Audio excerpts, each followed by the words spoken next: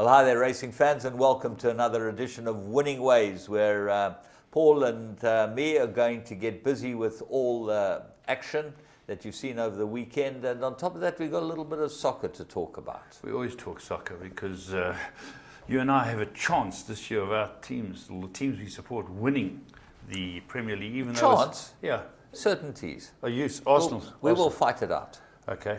Yeah. Okay, then I know you that Arsenal going to win the league, and then we'll take it from there. I said we'll fight it out.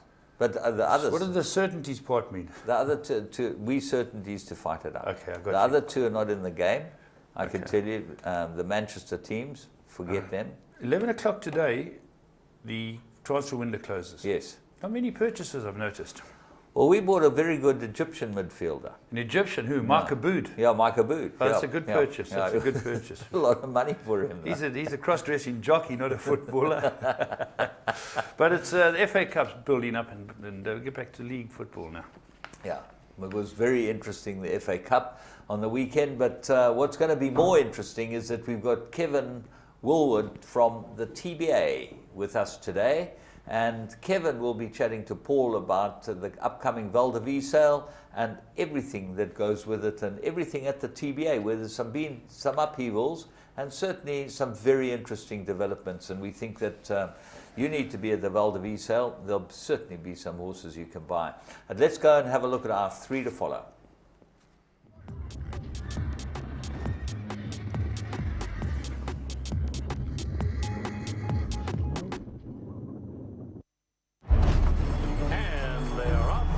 Travers. Flower Alley is the winner. His dad, Distorted Humor, he's probably one of his best sons at stud. I'll have another. Wins the Derby. I'll have another in the Preakness. Lilacs and Lace, 48-1 upset. He's just a big, strong, leggy horse.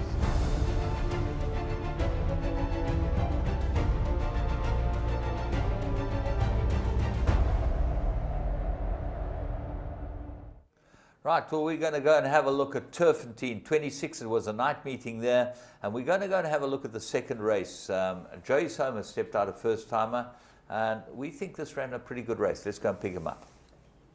Yeah, here it is, drawn one, Humble Hero's horse, and it runs in the famous Eoster Silks, and it's called Druid's Temple, but it has no idea how to get out the gate in time, and it gets chased up to get a position midfield, and the pace is on, because our friend Mr. Chris Gerbers was Captain Chips. Chips, yeah. Yeah, that goes off at a good gallop, James. Well, it doesn't look like a young Andrew Fortune can hold one side of this. This is just towing him along. He obviously should have kept his hands above the blankets the night before, but this has got him on a tight hold. And I think this horse might be a sprinter, this horse, Captain Chips, and might be only looking to go down the straight. But he is a half-brother to a July winner, so he might be quite good. He looks a little keen, the leader, but let's get to the winner's in pink, just for those of you who don't know. The pink at the back's the winner, but the horse we picked out is in Market and Ingrid Eoster's colours. It has the black cap, and here the rider elects to... James, I don't know this rider, Rispoli.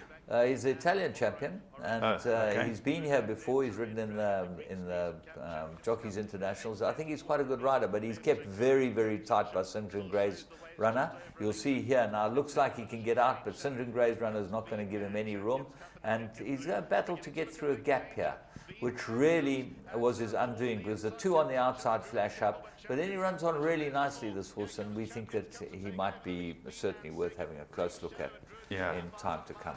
Correct. Runs a very good race, and he will improve. Well done to Druid's Temple.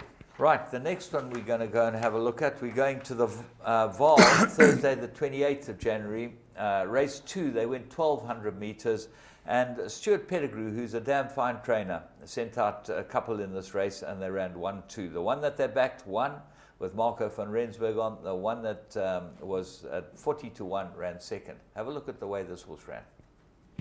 Yeah, there's the horse, and as James says, the horse we followed is called Rock Solid. It's about 7th rock, bred by Arkansas. And just the first one we showed you was a Cloverfly horse by Orisy. That was the first race, but here it is, and you can see it, James. It's sort of in line with that horse in orange, a few lengths off the speed. Yes, drops off them. It's got the hooped sleeves, and the favourite, the winner, Walkabout, goes to the front. And this horse runs a cracking good race. He ends up going down the inside. He's behind the horse with the pink colours on now at the moment. And he really doesn't have much place to go, but he's a very nice horse. So I think that he'll end up winning some races. Yeah, smart debut. You can see the hoop colours. About 7th, 8th, yeah. About 7th, 8th on the inside fence, right in the middle of the pack. But the winner is, as I say, the favourite from Stewie's Yard, and this horse runs on up to them very smartly, but then just doesn't get close to the horse. Yeah, it's been switched out, coming between horses, because the winner has gone to front as Stewie's stablemate, the favourite. What about? But this horse comes up as a bit of a danger for a debut run, and I think it's Gunter riding it. Really good run, and owned by our mate Paul Marks, so he's got a share in it. And is he the golfing pro? Yeah, the golfing pro. Yeah, that's right. It's Woodhill. Ever won a game of golf in Joburg? You go to Woodhill, Paul Marks will look after. Good player? Oh, fabulous player. He's a great golfer. Is that right? Paul, and a very good coach. And he came out to Dubai the one year. Very nice guy. Very nice chap indeed. And you never got less in Dubai. I didn't get a lesson anyway. I can see that. I get a lesson every time I play. Your swing looks like you're a octopus falling out of a tree. Yeah, absolutely. You heard that before. Jim Furyk and you. Yeah, Jim Furyk and I got shocking swings. The difference is Jim Furyk's made a bit more money out of golf than you have. He made money, I made friends. When you play with me, you make money. Because you teach me a bit. Yeah, I coach. Coach me, that's right. You coach me a bit. Perfect, Marius. Right, let's go on to our third one to follow. And this was Kenilworth Saturday. Interesting race. Good juvenile stepped out. Yeah, this is drawn down the inside. Pacific Spirit. Yvette Bremner bought this all the way from the Eastern Cape. And I felt a bit sorry for it because this horse, he missed the kick and then ends up completely out of it. He just, when you see them going through about the 500 here, he's in the middle of the pack, but he's a lovely horse. He's moved up to second. He's got the blue cap. Brahms colours with the blue cap. The eventual winner's out in front now. This horse came up from P. Yvette brought it up. Had to take on the might of the Snaith sprinters. Snaith came away with the win, with Sergeant Hardy, who's leading. But this horse gets into the race. There was a lot of talk for the third horse, James, Bishop's Bounty and Michael Leaf's colours. Yeah, that's a very nicely bred horse too. He's a Western Winter out of Nakrat, so you know how he's bred. He's got the pedigree. He's Brutal Force's brother, and he's got the pedigree to go with it. But this horse of Yvette's, it really looks like giving a lot of cheek here and just gets beaten. And this might be a very nice sprinter. There certainly was a little support for the horse. He ended up shorting into 11-1. And, these PE trainers, they come to Cape Town, you take note. Alan Creef does it a lot. Yeah, Gavin Smith cruising around. Some very good trainers down there. Very good. They know what the job is. Barcel from Seattle, bred by Ascot. Yeah, Sel from Seattle. And apparently it was national yearling yearling sales. So we're going to be talking to Kevin all about the national yearling sales that's coming up, which is going to be exciting. But you certainly know where to buy your horses if you go to the national yearling sales. Let's go and have a look at Blast from the Past. Gates are open. Soft falling rain, pulling clear. Soft falling rains won the SA Nursery by 3. Racing in the 2,000 guineas. Gates fly and they're racing in the Godolphin Mile. They're off and racing. Weight didn't matter.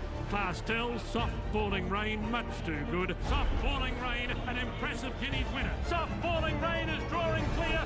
He's made it 7 out of 7 by winning here today. But it's soft falling rain who is powering away. We'll see out the mile in style. A high-class performer wins the Nay of Joel Stakes.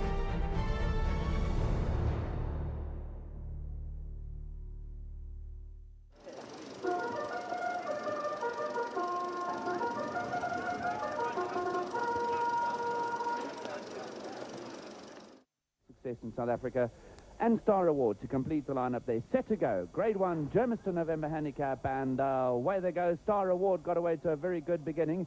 Young Victor in the white colours in the centre, Bluff along the inside, the red cap, Quick Witters towards the outside, and Surfing Home and Jeff Lloyd now pulling themselves to the front. And as they run on by the 1400 now, that's Surfing Home now. The joint favourite is out in front. He has it by 1 length. City State on the outside is second. Bluff at the rail is third. Young Victor is also right there. City State and Young Victor both have the very white-looking colours.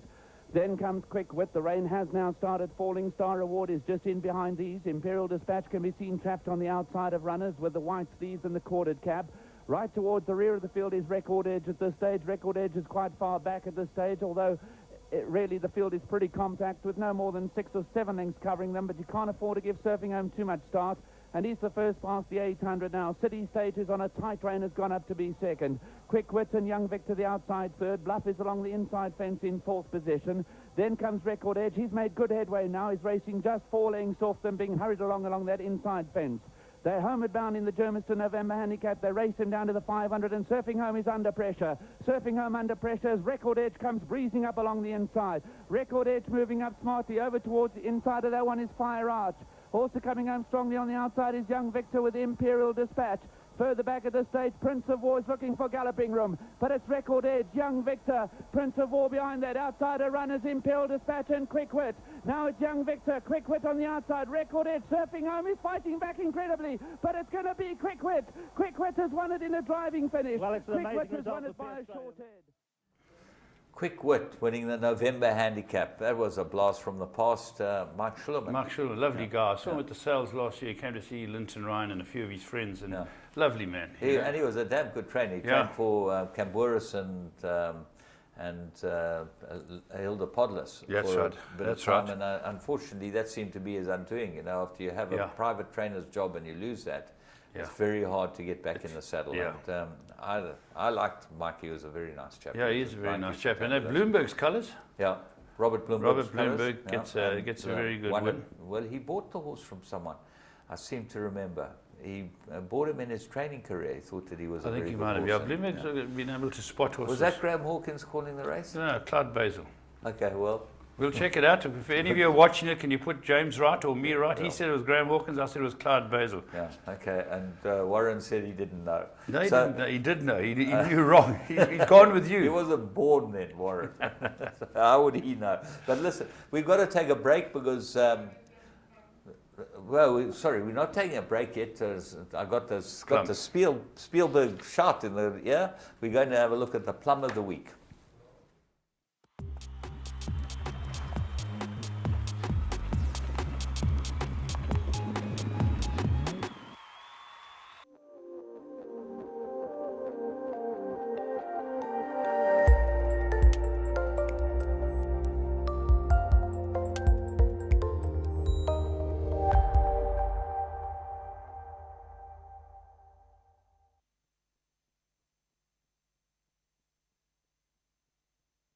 Gold. Then we find the yellow cap of Friendly Tips.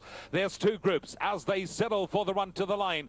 Down the inside, it's French Revolution, Mambo Mime and Baritone. Then it's the white cap of Marchand. Up the outside, we find True Master. Then comes Tiger. Hot up against the outside running rail. It's As You Like. We're into the final 200. Stand side, it's Catkin. That stakes his claim from Tiger.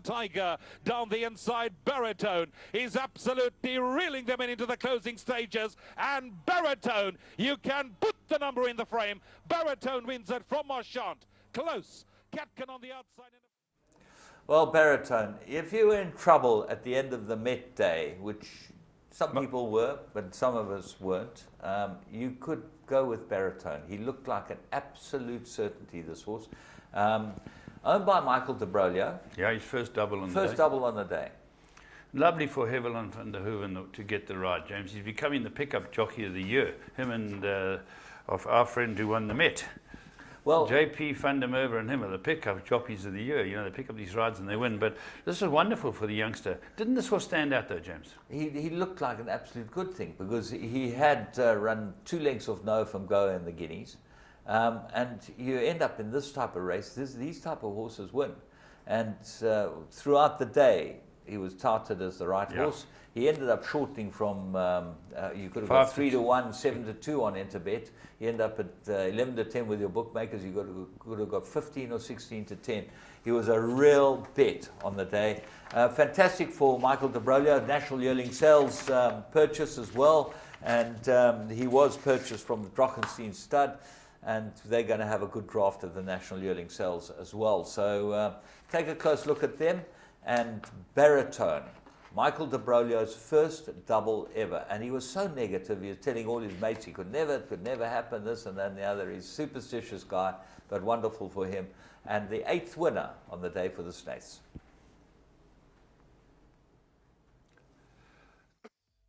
If you love soccer and you play the tote, you won't believe what Interbet has to offer you, or the excitement of tote betting on your computer or your cell phone. It's simple. Choose your teams and your bets, work out what your combinations will cost, see how big the pool is, and place your bets. You can even track your bet live as it happens and get updates on your progress. It's all the fun of the tote on your phone. So what are you waiting for? Sign up now at www.interbet.co.za and you could be a winner.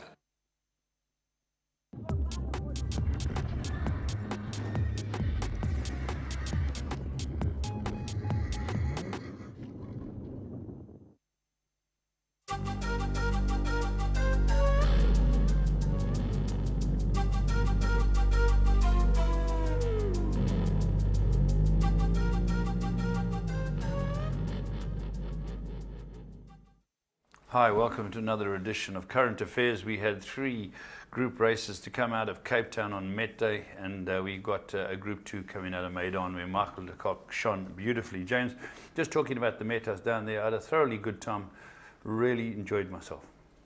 Well, so you should have, because it looked like a beast of an event, okay? Yeah. There looked like more people than ever, and I think that they did a marvelous thing by, if you bought 4 tickets, you got 1 for free. So obviously that helped swell the crowd, and crowd's what racing's all about. Absolutely. Got to have crowd. Up 15%, I read in the paper today, Mercury. The television coverage was outstanding. Neil Andrews, as usual, very interesting, gets interesting people, was wonderful seeing Felix there. It was always a pleasure. He rode more Met winners than anyone else. And those type of characters, you like to hear from them. And watching him break in the horses the Monty Roberts way. Last week we mentioned Monty Roberts is coming. Yeah. And Felix showing you how to break in a horse. And that's exactly what they do. It's just fabulous. Wonderful. Yeah, I thoroughly enjoyed myself. There was great racing. Obviously a massive day for Team Snaith. Well done to them. 8 winners of the 12 equals a world record.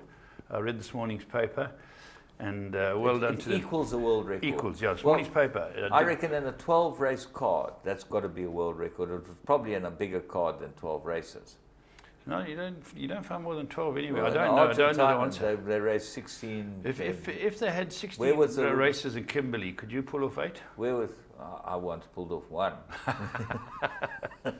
where was this world record that they equaled? Somewhere in America. Well, America, they can have 14, 15 races. I don't know, but I don't know. But it was equal. There's a guy who had more, but it was court horse racing. On a big day like this, he had 36 runners to end up with 8 winners. Fantastic. It's like it's unbelievable. Unbelievable. It really, really was a wonderful But I think they achievement. would have swapped the 8 winners to win the big one. That's what he said, yeah. You Well, know, there but you go, he's pleased. Can't have everything in life. No, but he's pleased a lot of owners. And let's get on to the first of the Group 1s with the Cape Flying Championship. And this turned out to be a great success for young Pierre Cornet-Orfer. He rides his first Grade 1 winner. And Brett Crawford had opted to put the blinkers on this horse. I think master stroke. He said he galloped it from the 2,000 and it went the whole 2,000 meters, so it had a proper gallop. And the horse won fitness-wise and concentration-wise on the post. It was a fabulous race. It's really worth having another look at. Let's go and pick them up at the start for the Betting World Merchants. £1 million Betting World Cape Flying Championship, 1,000 meters to sprint. Flag goes up. Racing from that 1,000 meter mark. Triptyque along the inside began quickly, so too did Champery and Gulf Storm. On the outside, we got Harry Lime was showing plenty of early toe. Carry On Alice also up there in the firing line. They've all made a beeline for the outside running rail as they settle fully to stride. Head down towards the 600. Hot up against the outside rail, it's Guinness. Carry On Alice, very pacey as usual, is up there in the firing line. Then comes Champery sitting over towards their inside. Gulf Storm is being followed by Harry Lime. Then comes Fly By Night Teves towards the inside. Next in running, we got Brutal Force. Then comes towards the outside of runners. We got Talk to the Stars into the final 250. It's Carry On Alice being pressed by Champery along the inside. Brutal Force into the clear. Is coming up the outside. It's Carry On Alice. That's the one they got to get to. Teves has taken off on the inside and Brutal Force flying. Gulf Storm between runners. Any one of 4 driving to the wire. Very close. Maybe Gulf Storm between runners. Got his nose down. Yeah, wonderful for young Pierre Cornet-Orfer. And James, another sale from Seattle on our show, winning the Group 1. Ascot stud again. Yeah, but just going back to Pierre Corneau, his first Group 1 winner, his move to Cape Town seems to have been a masterstroke. He got out of that Durban groove that he was in. Yeah. And he certainly got down and done some work and really improved himself and done extremely well. And I'm very pleased for him. He's a very likable man. Very nice guy. And I think he's a very good jockey. And to get right for a stable like Crawford's, you've got to be good. And well done. He rode a great race on this horse, and wonderful for them. Wonderful for the Sherrills. Yeah. Lance and his mother, they love this game, and great supporters of racing. James, 4 horses and under half a length. Great finish. Yeah, it was an amazing race, absolutely amazing race. And I don't think there were any hard luck stories. No, a couple ran a little below par, but I agree with you. No hard luck stories that come out in the press. That was the first one. The second one we're going to go on to was the big race itself, the J&B Met, a Grade 1. And people were talking about 5 or 6 horses who could win it, and one of them did, and in fine style. Let's go have a look at the race, and James and I'll talk about it. Ready to go. 2,000 meters, all clear. Gates fly. Racing in the J&B Met to the roar of the crowd. Legal Eagle responded quickest. Legislate up there with the speed. Helderberg Blue is pushing forward on the outside in search of the lead. Light the Lights is sitting on the rail, a length and a half off that leader as they link on to the course proper with Smart Call sitting next. Master Sabina strapped 3 deep pushing forward. Captain America, the pink and blue colours, is racing about 7-8 lengths off that leader. At his girth we find Punta Arenas. Then comes Futura in the black and white colours, easily a dozen lengths off that leader. Graham Bambouli 3 deep on the outside. Then comes the grey King of Pain, who's sitting on the rail, being followed by Magdalago. Paterfamilia's back, 1 from last, and Gold Onyx is racing at the end of the line, and they stretched out 16 lengths first to last as they roll off the back into that turn with just over 1,000 meters left to go. And Legislate has come forward to lead the J&B Met field. Legal Eagle is tracking him in second. Then comes Helderberg Blue, relegated to race in third. Master Sabina still 3 deep on the outside of Smart Call. Light the Lights is sitting on the rail. A length and a half behind that we got Captain America. Punta Arenas pushing forward. Then comes Graham Bambouli 3 deep. Next comes the grey King of Pain, Paterfamilias. Futura's going to corner 16 off the leader. Magdalago and Gold Onyx going to whip them in as they straighten up. 600 meters left to go in the J&B Met. It's Legislate in front. He's trying to make each and every caller winning one. Legal Eagle quick to draw alongside of him. They pulled a couple of lengths clear of a Smart Call. Then comes Helderberg Blue. Up the middle of the track we've got the grey King of Pain, deeper out Magdalago into the final 300. Legislate being tackled by Smart Call in the middle. Then comes Legal Eagle towards the inside. It's Smart Call with a head in front. It's the filly that strikes the front, and she's pulling clear in the closing stages. Smart Call wins the J&B Met from Legal Eagle. Captain America, Light the Lights. Then came Paterfamilias and... Well, there we go. Smart Call by Ideal World from Maritzfontein, raced by Maritzfontein, and Alec Laird, wonderful trainer. He's done it again. He's just a superb trainer, Alec Laird. He gets him ready for the big races. And James, it was wonderful to see the passion that Jess brought down to the winner's circle. Well, she was overwhelmed, wasn't she? It was just absolutely fantastic. I know she's had a roller coaster of a ride now because she won the first Grade 1 with this filly, for Ideal World. It's third Grade 1. Yeah. And, well, the first time she won was 8 months ago. Yeah, with this horse, won the big race here at Greyville. Granny would be happy. Will Avington. Well, Granny's just helping them run along, but helping JP Panamova put it in the right place. But just a mention of him. Now, a youngster like him, he's always looked like he could be a very good rider, JP Panamova. And certainly put this filly in the right place and did everything right. But she smashed us there. She smashed him. Now, the word is the Breeders' Cup. Alec's going to train it to go there. They're going to ship it out to England or UK. And while I'm talking about that, James, we know the protocols. I've done it with Harry's son. But Mickey Goss was speaking this week at the Asian conference about how absurd the protocols are. I'd love to get the feedback on that. Can we not get Mickey Goss on the show? I'd love to. I'd love to get his feedback because the scientific team primed him. I gave him a complete breakdown of Harry's son's bill, everything. The cost, yeah. And so he knew what was going on. And he's going to go and put it these people. Everyone else flies in and runs. Michael de Kock has to go through these extraordinary lengths to get these horses out of here. Funny, interestingly enough, who popped into my ring on Saturday morning? None other than Daryl Daniels. and he's been riding in New Zealand.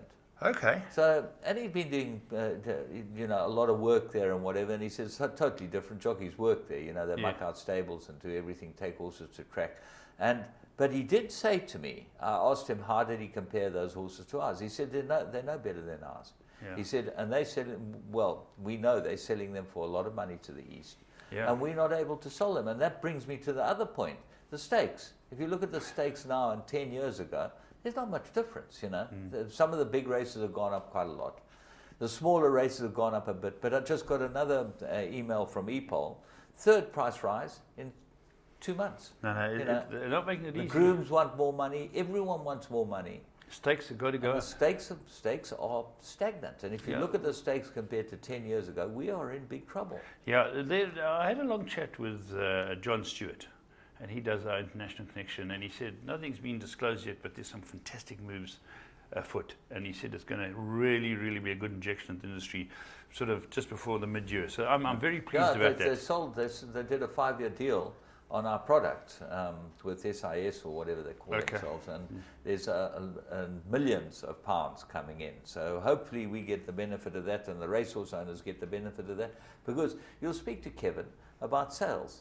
Sales rely on small owners being able to come to the sale and buy some horses with some chance of a reward for their money.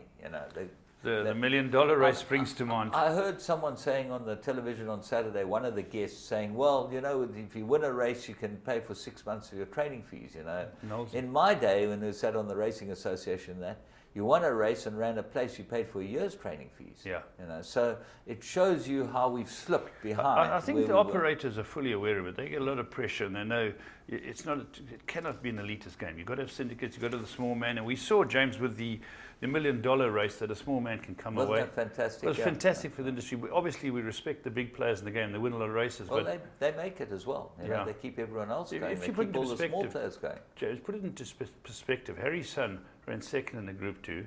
Got 850,000 for only second. I'm talking rand. Yeah. The race was worth 4 million, and Met was worth 2.5. Yeah. Something has to be done. Okay, well, I agree with you. 100%. Let's talk about other horses in this race, James. Legal. Arthur Marcus said no complaints. Horse ran very well. Yeah.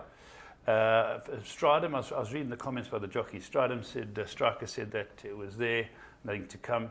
Bernard Faydorp said Futura didn't kick. He was watching Captain America. That didn't kick. Captain America, they were thrilled with the run.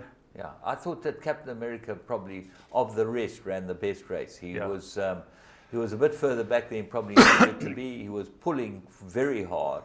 And I think he's a strider, Captain America. I think he's always, you want to have him up there with the big pace Captain O. Yeah, and he definitely gets a trip. There's no doubt that he gets a trip. In my mind, there's never been any doubt that he gets a trip. Yeah.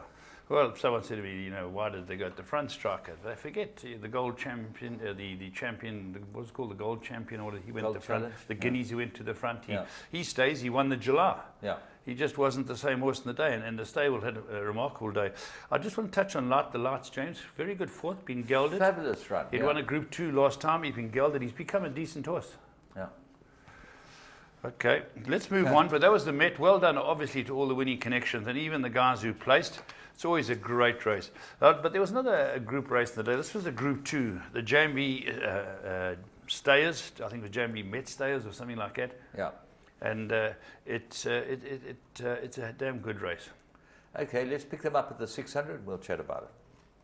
By a half a dozen lengths from Zante Racing in second. Solid Speed is still on the move. Behind that we got Desert Swirl. Cold Train is creeping closer. Kingston Mines on the rail. Being followed behind that by My World is sitting on the inside. Crown of Gold. They fanned out. Racing middle outside. Oh, Sir Modus has now cried enough and quick to pounce. We had Solid Speed. Cold Train is hot up against the outside running rail. Desert Swirl. Then comes Zante. Kingston Mine gets going. Gallica Rose. Oh, Video from the back is also starting to kick. It's Cold Train, the one in front. Oh, Video is starting to wear him down into the closing stages. Pine Princess. Solid Speed towards the inside. But Oh, Video strikes the front into the final 50, and a Video draws off to win it. Cold Train, Kingston Mines, close. Solid Speed, Gallica Rose for my number. There we go, a video. Funny enough, I was speaking to Ken Truter and Jane, and they were saying how this horse has been gelded and how he's improved. He had struggled initially, and this import horse is getting better and better, and he stays well, James. Yeah, he stayed like an unwanted niece, really did very, very well. And a masterful ride by Bernard Fade Herb. The weights are compacted in this race, which makes it very much more difficult to find one of the horses that are not quite, up to the class. So he's got some very nice class, this horse.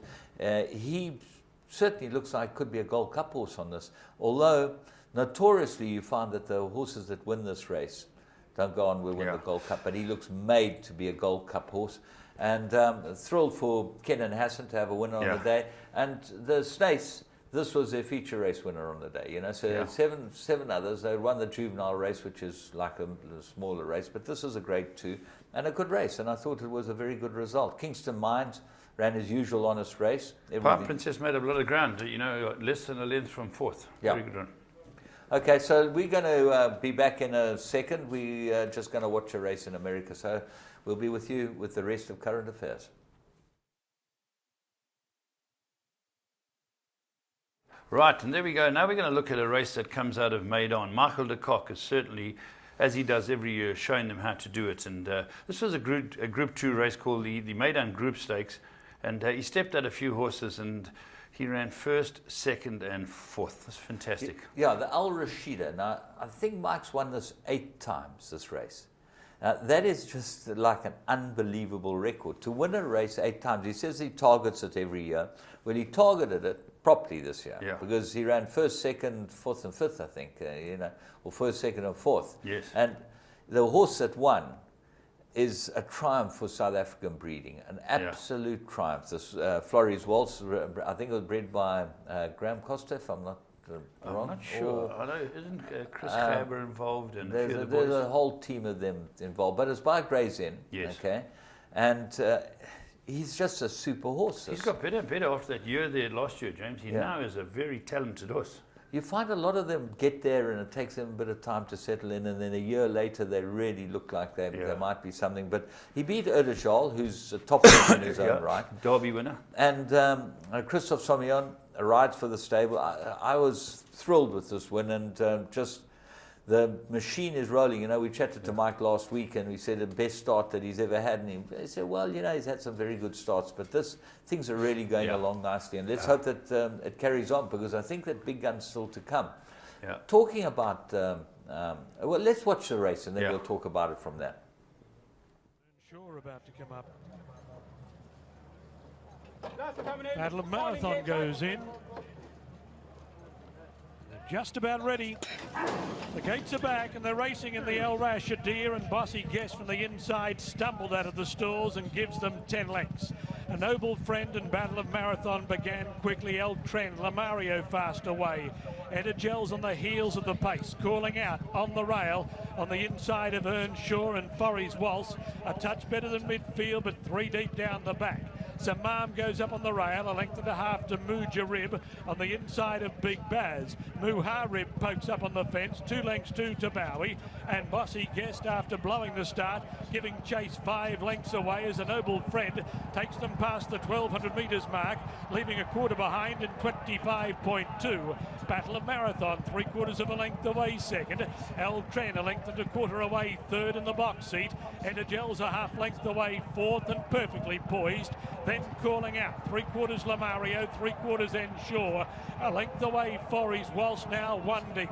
Zamam on the rail, Mujarib in the centre, Big Baz 3 wide, Muharib on the rail, 3/4 to Bowie, and Bossy Guest has tacked on as they approach the turn with 600 left to run. A Noble Friend ahead in front, they left 800 behind in 48.5. Battle of Marathon is second. Erdejgel's about to ease away from the inside. El Tren and calling out behind the leading group. Lamario comes to the outside, then Forry's Waltz, and Mujarib is coming right down the centre. Erdejgel put his head in front of Battle of Marathon. Forry's Waltz but pounced on the outside, went to his stable companion. Forry's Waltz took the lead, 100 left to go. Forry's Waltz in front of the El Rashadir. Erdejgel battles back, but the South Africans are 1, 2 and 4 in the end. Forry's Waltz beat Erdejgel, Earnshaw third, and a photo from Mujarib. Yeah, this horse won very well, James. Quickened up beautifully at the right time. Urtijal, as you say, is a Derby winner. Had timed his run to perfection, and this horse is just slightly superior. Oh, superb to watch. Great, just great racing. And, you know, Mike 1, 2, and 4, just talking about that, Tara Lang trained the quartet. Yes, I saw that. In PE last week, Yeah. which is a feat in itself. Absolutely, you know? So, yeah. You know, to train the first 4 past the post in a race, trained first 8 winners out of 12 races on a card, trained 3 out of 4 in a Group 2 in Dubai. You know, all these things are. He had a huge first, second, feats, third eh? later on, Michael. Yeah, things are going well. firing. I think Yeah. I'm very excited for what's happening there. Yeah, it's very good. Just talking about your horse, you ran a couple of weeks ago, and where do you go from here? Because apparently 25th. 25th, yeah. 25th of February. There's a Group 2 mile. I don't know the name of the race. It's 10 days before Super Saturday. Yeah. Came out the race, he only lost 1 kilo, he's a ball of muscle, so we were just hoping that everything keeps going right. And then you obviously go World Cup night. So Yeah, all like things being equal, yeah. Yeah, duty free. So you'll have a 3-race program for 3-race Harry's plan, son, and things going good. Yeah, he's covered his costs with that second, so we're on the bonus part of the trip now. Well done. Congratulations. Thank you. As far as the rest is concerned, I don't have any other news. Do you have anything there? Yes, I do. You know, I was having a chat with my good mate, a breath of fresh air, Molly. Yeah. And Molly, again, he's walking like he just had a car crash.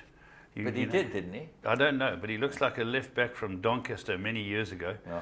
And I spoke to him, and he's going in for this knee surgery.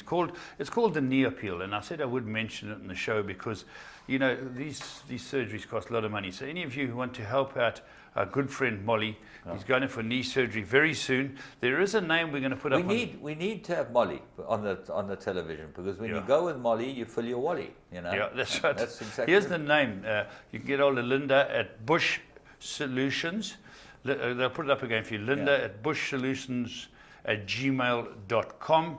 And it's the Molly's knee appeal. We want to see him striding out soundly again, James. Yeah, because he is a tipster of note, Molly. When he tells you that you can put your head down, and he finds out the information, he's got very good connection. I think he's got scouts. He's got scouts. There's no doubt. Well, he can't get around himself. You know, Yeah. so there's no way that knee will carry him around. We'd like him to be a bit more mobile. He maybe have a few more connections, maybe in Kimberley and places like that. I can still relate an amusing story of Molly and I. We were invited to one of these Bloodstock South Africa golf days before the major sale. And they said, do you mind playing with Molly? I said, not at all, not at all. And they got us a cart, and Molly shuffled into the cart. We put a 6-pack in the back, and we hacked around the course. And we came down to about the 13th, and Molly and I, par 4, Molly and I both got on for 2. And across from us was Mike de Kock was teeing off. Were there any cameras? They were filming the Mike de Kock's team teeing off, because they're serious players. Molly was miles from the pin. So I said, come on, Molly, stick it up close and try to get the par. Anyway, Molly puts it for miles, drops in. So I'm going mad, I'm doing a dance.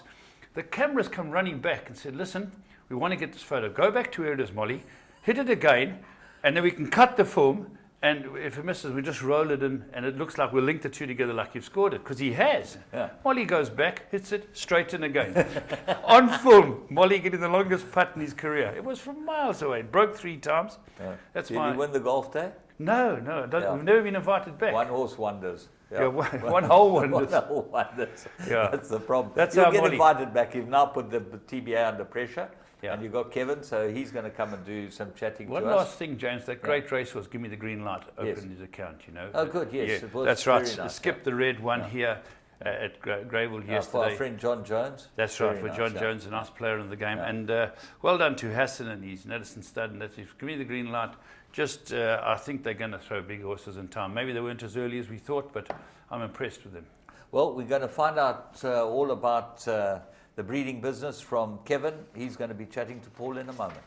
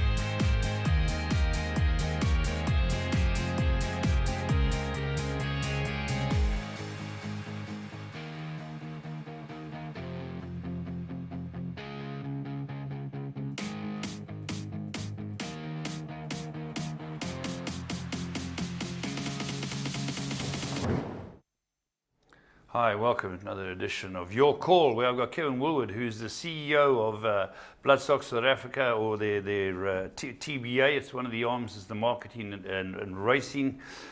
Kevin, thanks very much for coming in. Thanks very much, Paul.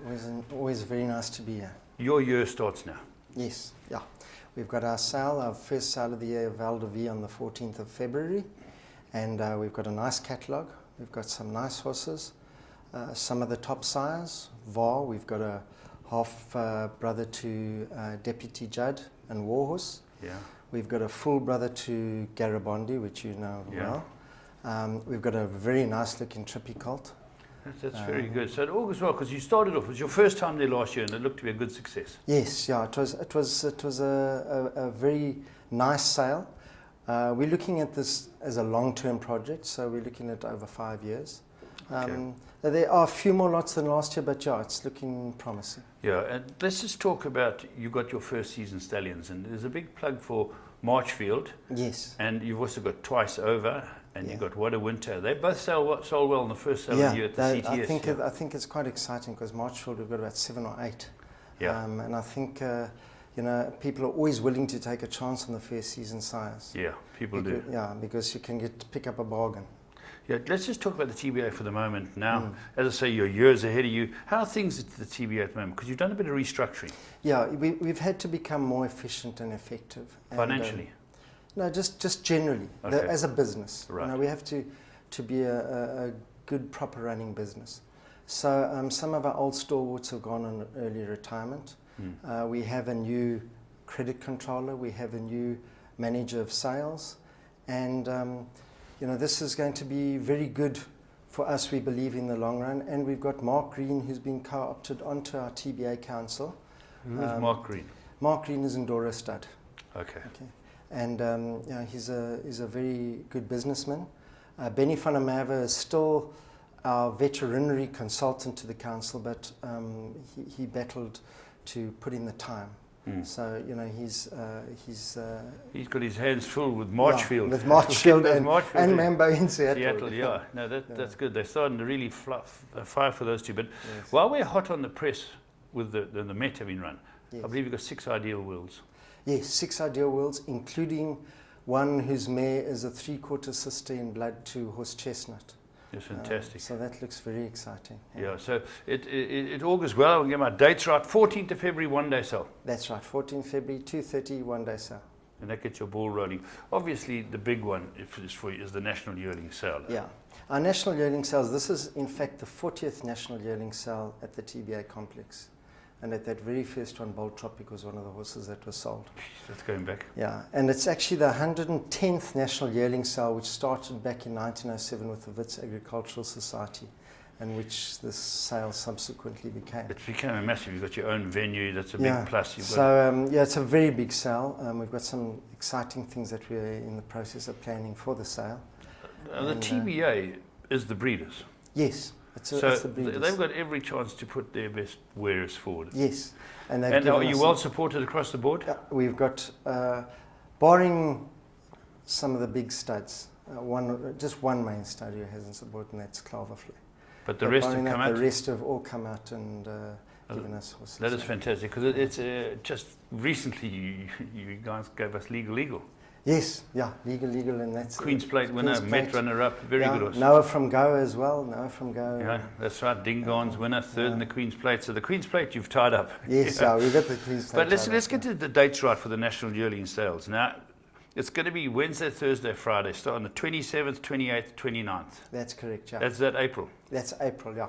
And we'll be starting at 3 o'clock in the afternoon. What's the reasoning behind the 3 o'clock? Because I think it'll be... it gives the buyers time in the morning to look at the horses, and they're not so rushed. And I think it's just, you know, we canvassed a lot of buyers and breeders, and they suggested we have a later start. Okay, so the horses will come up probably a week earlier, yeah, and people can get out there and have a look at them and try and buy another champion. It's always been a great sale, hasn't it? Yeah, it is. I mean, there's some of the horses that have come out there absolutely brilliant. And will you have an influx of international buyers? Yes, yeah, we're going to have a lot of international buyers from the Far East, from the UK, Australia. We'll have from all over, yeah. Well, that's a big plus, because with our rand, what it is like today. But the first sale of the year, CTS showed good improvement. Let's hope the theme goes through the year.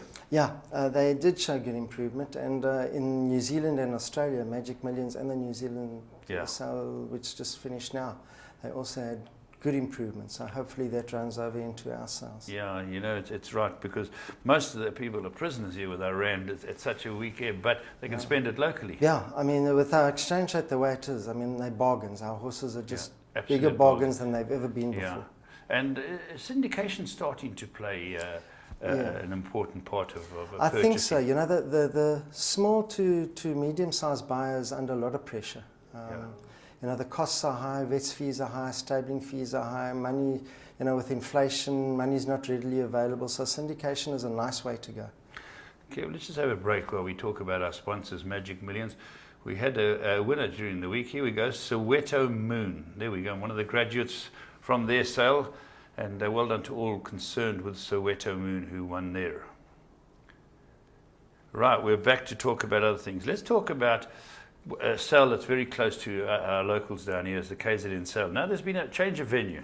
Yes, Suncoast have been telling us for years they're going to be refurbishing and rebuilding, and this year they are starting it. So unfortunately, we are no longer part of the Suncoast stable, and we've moved back to Sabaya. The advantage of Sabaya is that we can put more horses on. How many are you going to have? 300 this year. 300 from the tail breeders. And there's a lot of logistics involved. We have to go and put up all these wooden boxes and get people viewing avenues. How long before a sale like that do you guys get down there? Well, generally they give us about 10 days before the horses come in to put up the stables. But that's been shortened. I think we're going to have about 5 or 6 days. So it's quite tough. But you've sold there before? Yeah, we've sold there before. They're very happy to have us back. We're very happy to be there. And I think it's a good partnership. And of course, they're part of Sun International, which is also Maslow. So some great horses have come with that sale. I think Louis the King springs to Louis mind the King, at a cheap rate. So same jurisdiction. Same jurisdiction, another superstar. So you can buy your horses down, the KZN horses. Now, how many do you think you'll sell roughly down at KZN? You know, we normally work on about a 10% withdrawal rate. So 270, and of that, you know, about 260, 250, 260. Okay, so it's a good sale. Let's get our dates right now. It starts in 1 month, and the second day is in another month. Yeah, the 30th of June is the first day, and the 1st of July is the second day. It's a wonderful time of the year because you have the Vodacom Durban July that week. Yeah. And the people come flocking. I think that's what's nice about us. There's that carnival atmosphere. Everybody's getting ready for the July. So yeah, you get a lot of people just coming there to have a look at the horses and getting into the mood. Yeah, it'd be a lot of fun. It's always great to get down to sales and have a look at a few horses, have a few beers.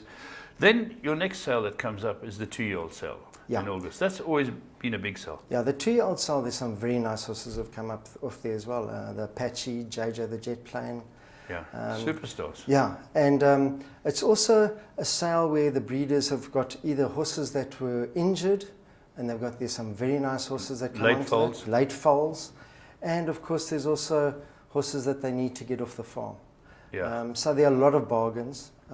We have the Kenyan and Zimbabwean buyers coming down there, and they make up between 5 and 20% of that sale. Gee, that's interesting, because it's a 3-day sale, 17th, 18th, and 19th of August. So trainers in the new year, they get out there and they get themselves a 2-year-old. And how many horses would you sell in those 3 days? I think it's probably going to be between 300 to 400. Big numbers. Yeah, and the Thursday, I know that last year the Gauteng trainers asked us please to change the time. So the Thursday session will be an evening session on the day of the racing in Gauteng.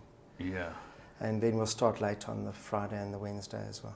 It's also a very popular sale. Is there a big race around about that time? Have you linked it up? No, what we are going to, around that time we haven't got a big race. We normally try and link it, but it's just traditional that we've kept it at that date. At that time. Normally the Equus Awards are that week, so it's linked to the Equus Awards.